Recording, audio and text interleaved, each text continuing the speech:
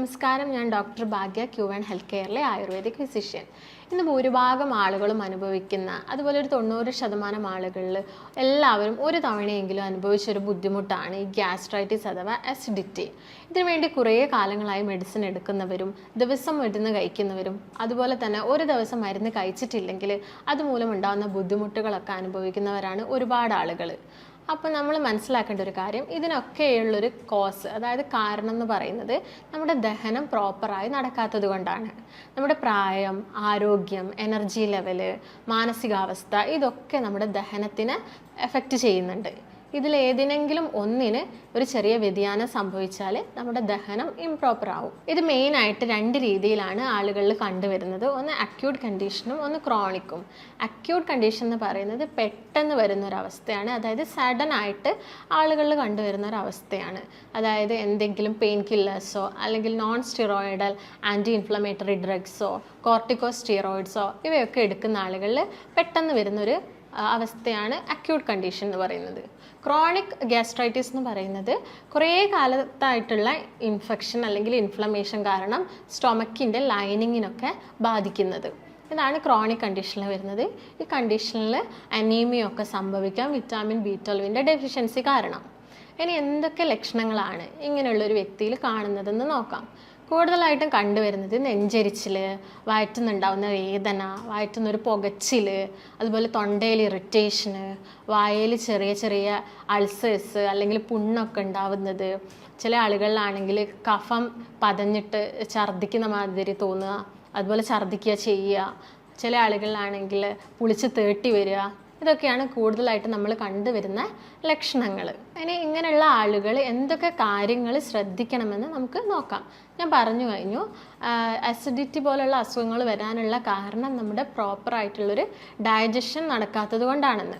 അപ്പോൾ നമ്മൾ ഭക്ഷണം കഴിക്കുമ്പോൾ എന്തൊക്കെ കാര്യങ്ങൾ ശ്രദ്ധിക്കണം? അതായത് ഭക്ഷണം നന്നായിട്ട് ചവച്ചരച്ച് കഴിക്കാൻ നോക്കുക. അതോടൊപ്പം തന്നെ ഭക്ഷണം കഴിച്ച പാടെ വെള്ളം കുടിക്കുന്ന ശീലം ഉണ്ടെങ്കിൽ അത് ഒഴിവാക്കുക.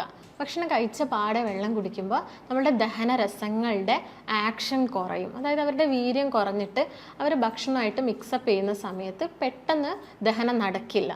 അതുകൊണ്ട് ഭക്ഷണം കഴിച്ച പാടെ വെള്ളം കുടിക്കരുത്. ഒരു 45 മിനിറ്റ്സോ അല്ലെങ്കിൽ 1 hour കഴിഞ്ഞിട്ട് വെള്ളം കുടിക്കാൻ നോക്കുക. അതുപോലെ തന്നെ ഭക്ഷണം കഴിച്ച പാടെ കുളിക്കുന്നത് അതൊരു നല്ല ശീലമല്ല. നമ്മൾ ഓഫീസിൽ പോകുന്ന ആൾക്കാരൊക്കെ ആണെങ്കിൽ രാവിലെ പെട്ടെന്ന് ഭക്ഷണം കഴിച്ചിട്ട് കുളിക്കും. അതുപോലെ ഈവനിങ് ജോലി കഴിഞ്ഞ് വന്നിട്ട് ക്ഷീണം കൊണ്ട് ആദ്യം ഭക്ഷണം കഴിക്കും, എന്നിട്ട് പോയിട്ട് കുളിക്കും. അതൊക്കെ ദഹനത്തെ വളരെ സ്ലോ ആക്കും. പിന്നെ ശ്രദ്ധിക്കേണ്ട ഒരു കാര്യമാണ് ഭക്ഷണത്തോടൊപ്പം ചായ കുടിക്കുന്നത്. ചായയിൽ ടാനിൻ എന്ന് പറഞ്ഞൊരു ഘടകമുണ്ട്. ഇത് നമ്മൾ പ്രോട്ടീൻസും അയേൺസും ഒക്കെ ആയിട്ട് മിക്സ് ആവും. ഇത് കാരണം എന്താവും? ദഹനം വളരെ സ്ലോ ആവും. അപ്പോൾ ഭക്ഷണത്തോടൊപ്പം ചായ കുടിക്കുന്ന ശീലം ഉണ്ടെങ്കിൽ അത് പൂർണ്ണമായിട്ടും ഒഴിവാക്കുക. പിന്നെ ഭക്ഷണം കഴിച്ച പാടെ കിടക്കുന്നതും ദഹനത്തെ സ്ലോ ആക്കും. പിന്നെ നമ്മൾ ശ്രദ്ധിക്കേണ്ട ഒരു കാര്യം കോമ്പിനേഷൻ ഓഫ് ഫുഡാണ്. അതായത് വിരുദ്ധ ആഹാരം മാക്സിമം ഒഴിവാക്കുക. പുളിയുള്ള ഫ്രൂട്ട്സും അതുപോലെ മധുരമുള്ള ഫ്രൂട്ട്സും ഒരുമിച്ച് കഴിക്കുന്ന ശീലം ഉണ്ടെങ്കിൽ അത് ഒഴിവാക്കുക. അതുപോലെ പുളിയുള്ള ഫ്രൂട്ട്സും എന്തെങ്കിലും പാലോ അല്ലെങ്കിൽ ഡയറി പ്രൊഡക്ട്സൊക്കെ ഒരുമിച്ച് കഴിക്കുന്ന ശീലം ഉണ്ടെങ്കിലും അതും പൂർണ്ണമായിട്ട് ഒഴിവാക്കുക. അതുപോലെ രാത്രി സമയത്ത് തൈര് കഴിക്കുന്ന ആളുകളാണെങ്കിൽ അത് മാക്സിമം ഒഴിവാക്കാൻ ശ്രദ്ധിക്കുക. അതുപോലെ ഡയറി പ്രൊഡക്ട്സും നോൺ വെജും, അതായത് മത്സ്യമോ മാംസമോ ഒക്കെ ഒരുമിച്ച് കഴിക്കുന്നവരാണെങ്കിലും അത് ഒഴിവാക്കുക. പിന്നെ നമ്മൾ ശ്രദ്ധിക്കേണ്ട ഒരു കാര്യമാണ് ഭക്ഷണം കഴിക്കുന്ന ഗ്യാപ്പ് 6 hours കൂടാൻ പാടില്ല. അതായത് ഇപ്പം രാവിലെ ഭക്ഷണം കഴിച്ച ഒരു 8 മണിക്ക് ഭക്ഷണം കഴിച്ചാൽ ഉച്ചക്കത്തെ ലഞ്ച് എന്ന് പറയുന്നത് ഒരു 2 മണിയുടെ ഉള്ളിൽ തന്നെ കഴിച്ചിരിക്കണം. ഇല്ലെങ്കിൽ കൂടുതലായിട്ട് നമ്മളെ ദഹനം സ്ലോ ആവുകയും കൂടുതൽ ആസിഡൊക്കെ ഉൽപ്പാദിപ്പിക്കുകയൊക്കെ ചെയ്യും. പിന്നെ ശ്രദ്ധിക്കേണ്ട ഒരു കാര്യം എന്ന് പറയുന്നത് ബ്രേക്ക്ഫാസ്റ്റ് ഒരിക്കലും സ്കിപ്പ് ചെയ്യരുത്. നമുക്കറിയാം ബ്രേക്ക്ഫാസ്റ്റ് എന്ന് പറയുന്നത് ബ്രെയിൻ ഫുഡാണ്. അപ്പോൾ നമ്മൾ തലേ ദിവസം കഴിച്ചിട്ടായിരിക്കും കിടക്കുക. പിറ്റേ ദിവസം രാവിലെയും കഴിച്ചിട്ടില്ലെങ്കിൽ വലിയൊരു ഗ്യാപ്പ് തന്നെ ഉച്ചക്കത്തെ ലഞ്ച് കഴിക്കുന്ന സമയം വരെ വലിയൊരു ഗ്യാപ്പ് വരും. അതുകൊണ്ട് ബ്രേക്ക്ഫാസ്റ്റ് എന്തായാലും കഴിക്കുക. അതുപോലെ നമ്മൾ ശ്രദ്ധിക്കേണ്ട ഒരു കാര്യമാണ് കുറേ ദിവസം ഫ്രിഡ്ജിൽ വെച്ച ഭക്ഷണം. അതായത് കുറേ ദിവസം ഫ്രിഡ്ജിൽ ഭക്ഷണം വെക്കുകയാണെങ്കിൽ അത് പഴകും. അത് കഴിക്കുകയാണെങ്കിൽ നമുക്ക് ഉന്മേഷക്കുറവൊക്കെ ഉണ്ടാവും. അപ്പം ഭക്ഷണം കഴിക്കുമ്പോൾ നമ്മൾ ഇത്രയും കാര്യങ്ങൾ ശ്രദ്ധിക്കണം. ഇനി അസിഡിറ്റി അല്ലെങ്കിൽ ഗ്യാസ്ട്രൈറ്റിസ് നമ്മൾ കറക്റ്റ് സമയത്ത് ട്രീറ്റ് ചെയ്തിട്ടില്ലെങ്കിൽ എന്തൊക്കെ കോംപ്ലിക്കേഷൻസ് ആണ് ഉണ്ടാവുന്നതെന്ന് നോക്കാം. മെയിനായിട്ടും അത് പിന്നീട് അൾസേഴ്സ് ആയിട്ട് മാറാനുള്ള ചാൻസ് ഉണ്ട്. അതായത് സ്റ്റൊമക്ക് അൾസേഴ്സ് ഒക്കെ പിന്നീട് അത് ബ്ലീഡിംഗ് ഒക്കെ ആയിട്ട് മാറും. അത് ഇൻറ്റേർണൽ ബ്ലീഡിങ്സ് എന്ന് പറയുമ്പോൾ ശരീരം മുഴുവൻ, അതായത് നമ്മുടെ എല്ലാ ഓർഗൻസിലോട്ടും ബ്ലീഡിങ്സ് ഒക്കെ ഉണ്ടാവാനുള്ള ചാൻസ് ഉണ്ട്. അത് പിന്നെ ചില മാലിഗ്നൻറ്റ് കണ്ടീഷനിലോട്ടൊക്കെ നയിക്കും. അപ്പം അത് ഒന്നാമത് അൾസർ ആവാനുള്ള കാരണമാണ് മെയിനായിട്ടുള്ളൊരു കോംപ്ലിക്കേഷൻസ് എന്ന് പറയുന്നത്. പിന്നെ ഞാൻ പറഞ്ഞു ബ്ലീഡിങ് ഉണ്ടാവാനുള്ള ചാൻസ് ഉണ്ടെന്ന്. അത് കാരണം അനീമിയ ഒക്കെ സംഭവിക്കാം ശരീരത്തിൽ.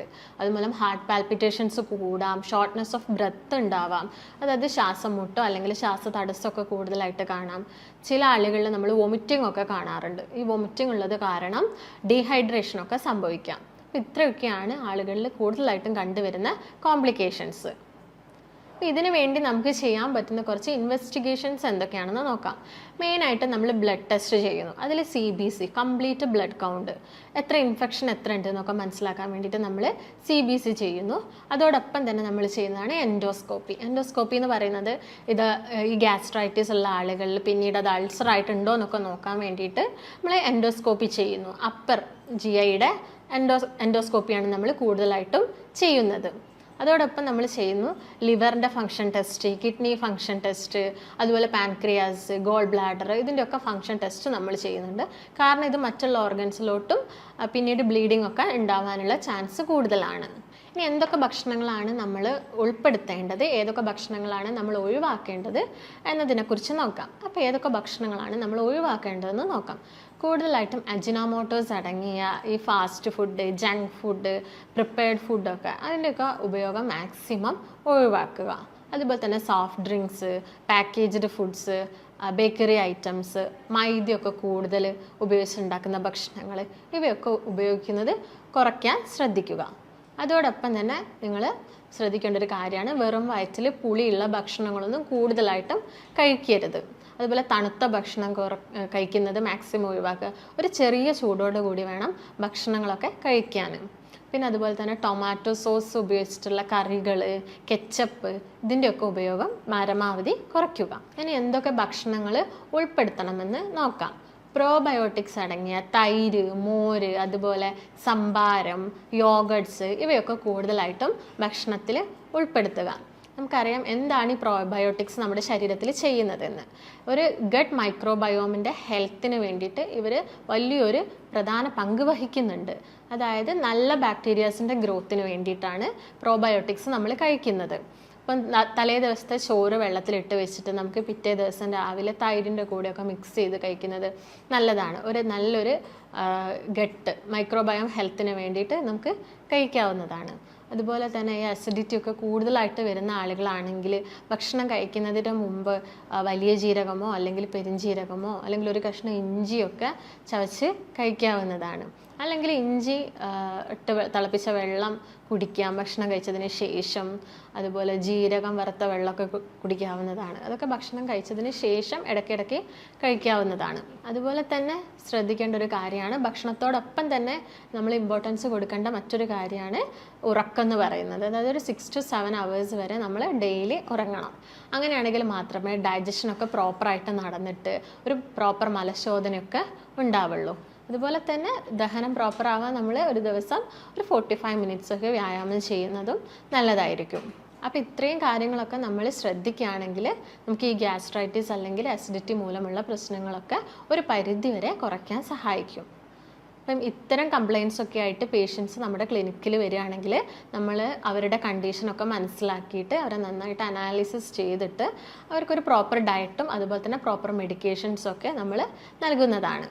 അപ്പോൾ നിങ്ങൾക്ക് എന്തെങ്കിലും സംശയങ്ങളോ കാര്യങ്ങളോ ഉണ്ടെങ്കിൽ താഴെ കാണുന്ന നമ്പറുമായിട്ട് ബന്ധപ്പെടാവുന്നതാണ്. നമുക്ക് മറ്റൊരു വീഡിയോ ആയിട്ട് വീണ്ടും കാണാം. നന്ദി.